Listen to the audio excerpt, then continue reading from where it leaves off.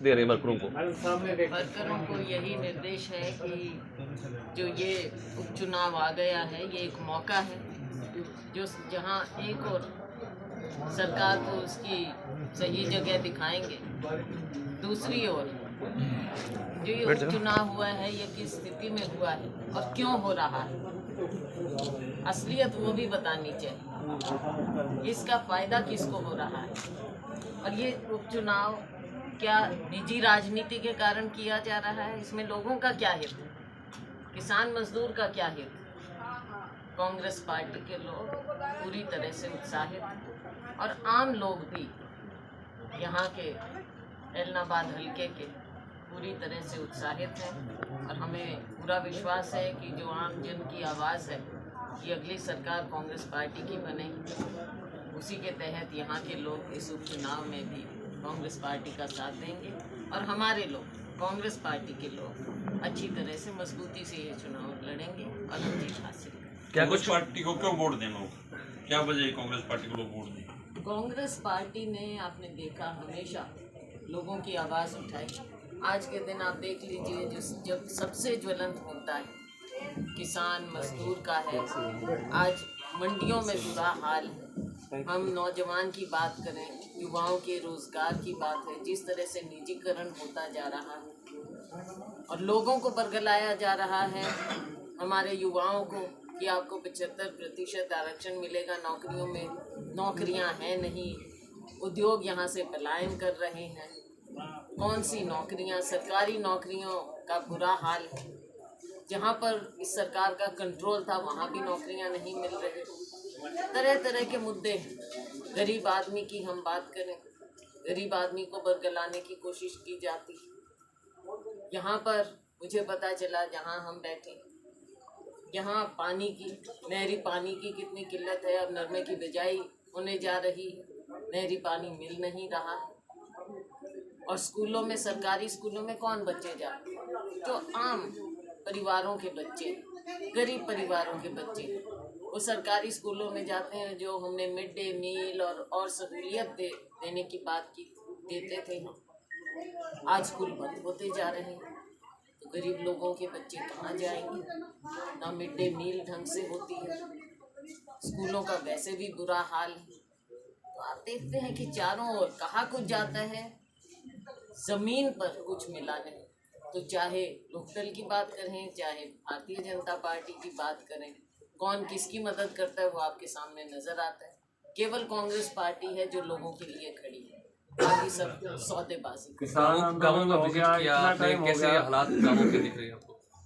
देखो, गाँवों के हालात तो लोगों की ज़बानी आ रही है, हमारे से जो बात करते हैं और जो लोग, मुझे पूरा विश्वास है कि मीडिया से भी करते होंगे, लोगों की आज जो दर्द है, जो पीड़ा है, गरीब से गरीब आदमी, किसान मजदूर, हमारा नौजवान, चाहे मिडिल क्लास है चाहे गरीब आदमी, सारे दुखी हैं। एक वर्ग भी ऐसा नहीं है जो सुखी है।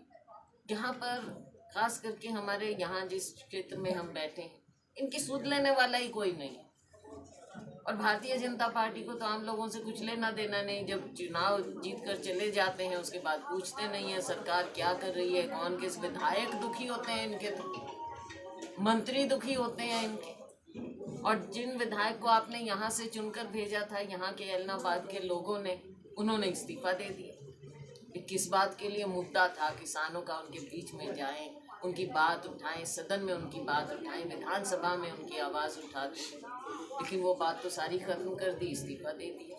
किसान आंदोलन, क्यों यहाँ के लोग विश्वास करें इन दोनों पार्टियों में?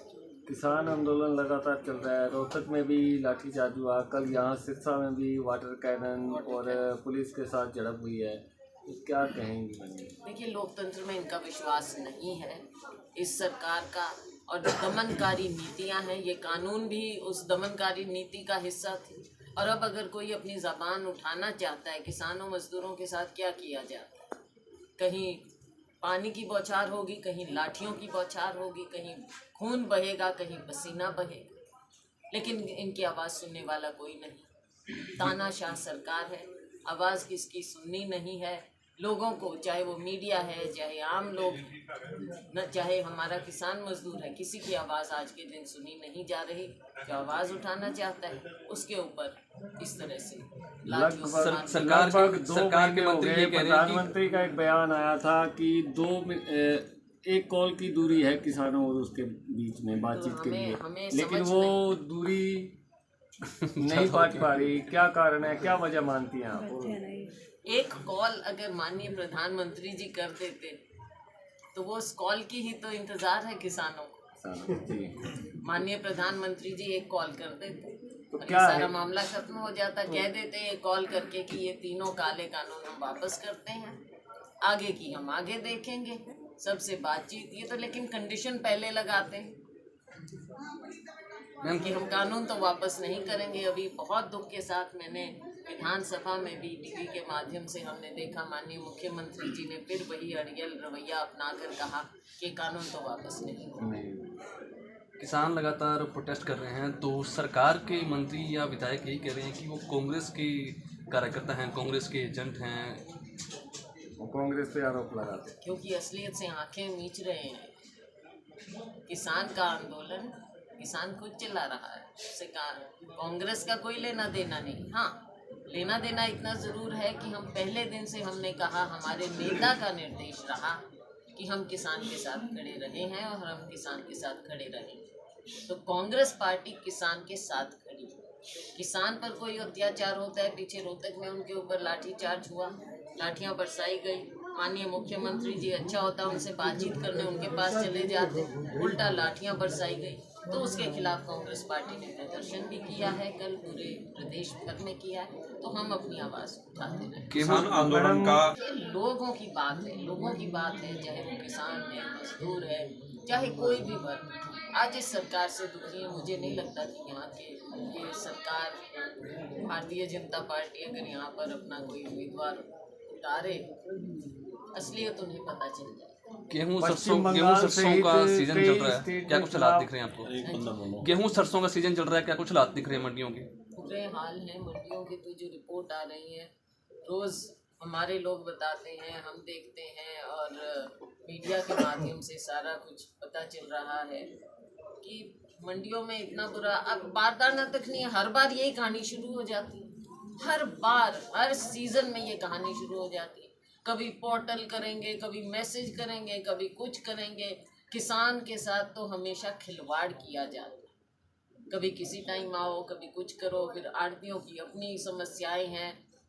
कभी तो ये सिस्टम ठीक करें, पहले मीटिंगें करेंगे, प्रेस कॉन्फ्रेंस करेंगे, हमने इस बार ऐसा कर दिया, वैसा सिस्टम कर दिया। लेकिन वही टाक के दो बात, जब समय आता है, जब कटाई होती है, जब फसल लेकर किसान जाता है, तो उसकी तो बदहाली ही बदहाली होती है। इस भारतीय जनता पार्टी पश्चिम बंगाल सहित कई स्टेट में हमेशा लोगों के सामने झूठ बोलती रही, लेकिन इन्हें अब इस चुनाव में पता चलेगा। चाहे केरल हो, चाहे तमिलनाडु, पुडुचेरी, बंगाल, असम, आप देखेंगे बहुत इन्होंने एक निम्न स्तर का चुनाव लड़ा है भारतीय जनता पार्टी।